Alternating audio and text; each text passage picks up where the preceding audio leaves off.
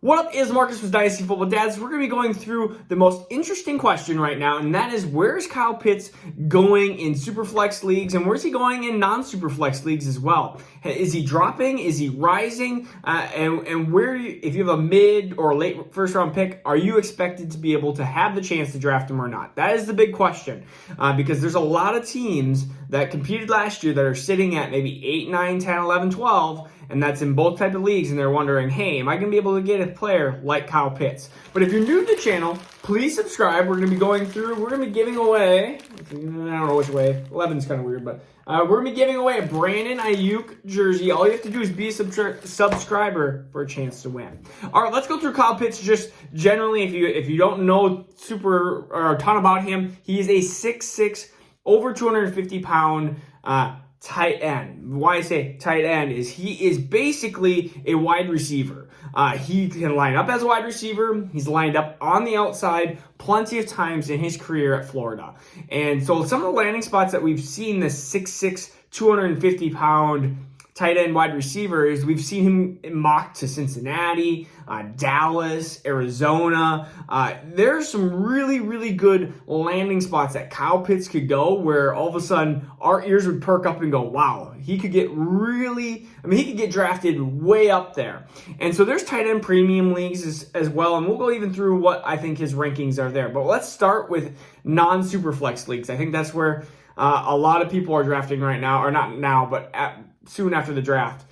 So he's right now, ADP, this is 3 different websites, 6.5, 5.8, and 6.2. Now we compare that to a couple months ago when he was probably in like 8 or 9 range. He's been moving up, and he's been moving up above players like Bateman, like Lawrence, like even one of the 2 big wide receivers, Smith or Chase, depending on what you like. There are players even drafting Pitts above like a Javonte Williams. They see Pitts as this extremely talented tight end, which I mean he is, but they are drafting him super high. In fact, they've done some of these different drafts and some of these before. I don't understand it. They've done some of these drafts before the NFL draft has come out, and Kyle Pitts has been even drafted like 3 or 4. It's crazy, but that's people see this once in a generation talent on video. He is the best tight end that I have ever seen video-wise in the last, I would say, at least 10 years.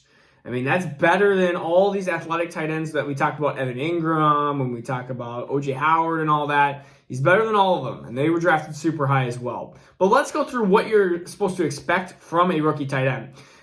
In the last 30 years, so that's a long time, there has been five tight ends that have finished in the top 10 fantasy football wise. And really 2 of them don't even matter, because if you look at their stats and if you put them into today's league, you'd go, ugh, like I don't want that anyways. So let's just go through 9. So in 2002, a 9th overall finish, Randy McMichael, which I don't even remember him in 2002, honestly. I was like 12 years old, but he had 485 yards and 4 touchdowns, and if Kyle Pitts finishes his rookie year like that, you're going to be like, oh yay, like that was not great, especially for where you're drafting him. And then in 2008, we got John Carlson, again, just kind of a no-namer, but 627 yards and 5 touchdowns.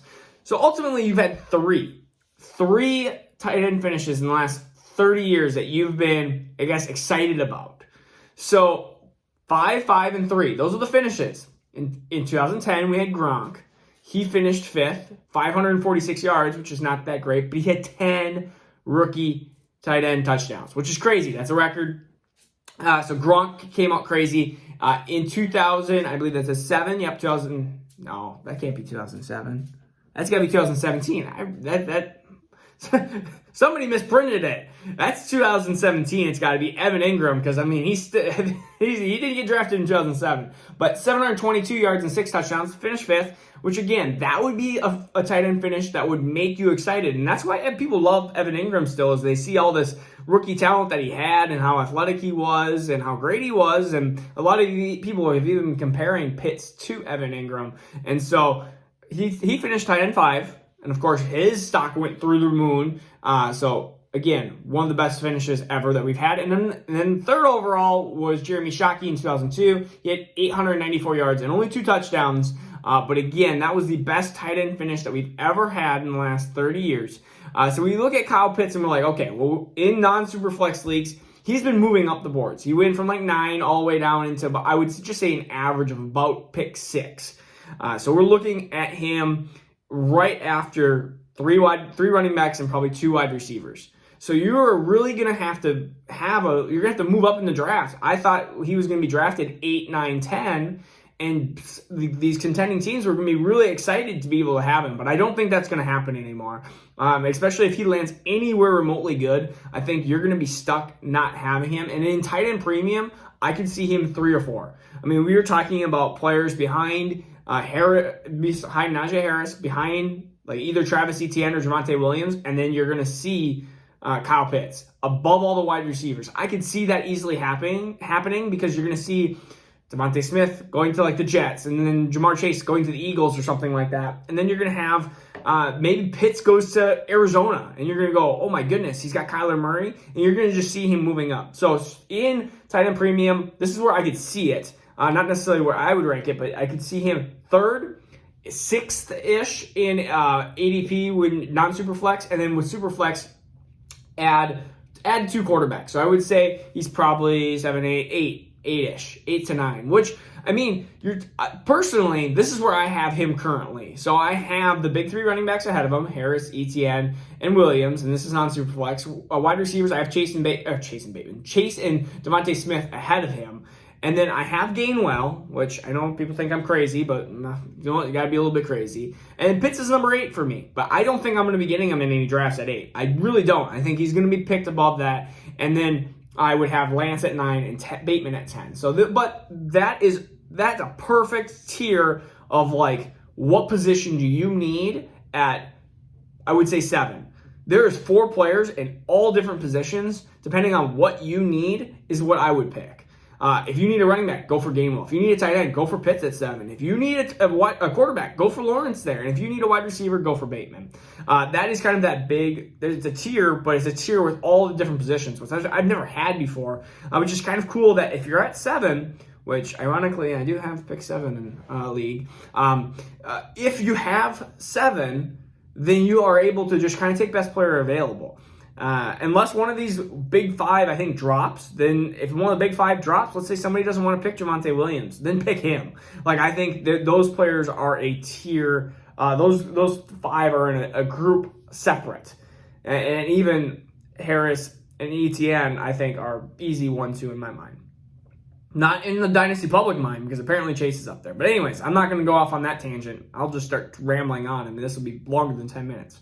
So Kyle Pitts, if you're expecting to get him 8th, 9th, 10th, 11th, I think you need to kiss that goodbye, or you need to start thinking about trading up.